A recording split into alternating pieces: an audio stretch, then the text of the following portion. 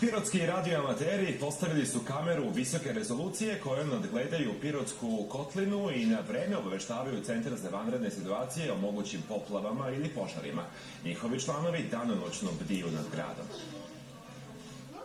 Kamera amaterskog radio kluba visoke rezolucije postavljena iznad Pirota danonoćno prati promene na terenu. Svega nama je bio cilj da tom kamerom možemo u svako doba otkriti bujične vode, početne požare i to je nama cilj da na vreme odreagujemo.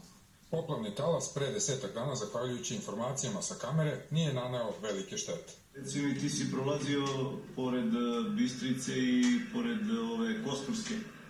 Situacija sa tim vodostajem tamo kakva je? Sve informacije smo dobijali od njih, naravno i od drugih meštana i sa terena, ali njihove informacije su nam najtačnije, najpreciznije, tako da smo na osnovu njihove inicijative na pojedina mesta slali potrebne mašine, gde su oni sami dočekali operatere i usmerili ih tamo gde treba da obave određene poslove. Kamera visoke rezolucije i sa jakom optikom može se pomerati za 360 stepeni, a pristup kameri imaju svi članovi radio kluba. Neko online uvek i nadgleda kameru i kad neko odmara, tad neko drugi nadgleda i mi smo, da kažem, 24 sati nad Pirotskom kotlinom kao veliki brat.